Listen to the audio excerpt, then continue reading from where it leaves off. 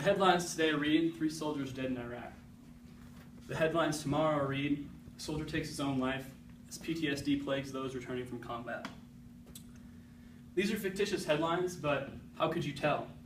We hear these headlines all the time, especially in the morning news, maybe just a few years ago. But how often are these headlines written about the Iraqi civilians who were caught in the crossfire between a powerful army and a ruthless guerrilla force? Brian Turner calls to light a headline I have never heard in his poem, 2 Stories Down. An Iraqi civilian claims his own life as he jumps from a balcony to his death. It's natural to be concerned with our own people, but war has an untold side that we need to consider. I ask you to consider that perspective as I read to you 2 Stories Down by Brian Turner. When he jumped from the balcony, Hassan swam in the air above the Asher Street Market, arms and legs suspended in a blur above palm hearts and crates of lemons.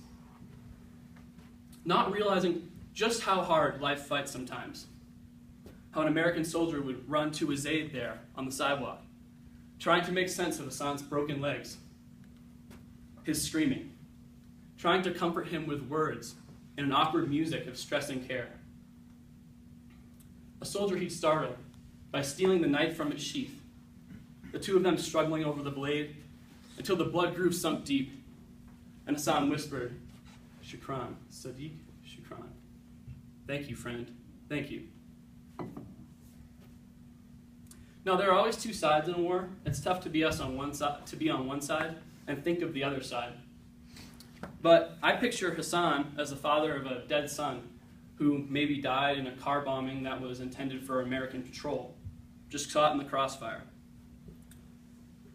We treat the other side nowadays with respect, and we do that by winning the hearts and minds of the people. Hassan's our reminder to remember to win the hearts and minds of the people and consider the other side. No matter how far we are removed from combat as a commander outside of the action or flying in our planes above battle, we need to remember to aid the civilians who are just as devastated, or if not more devastated, than we are ourselves.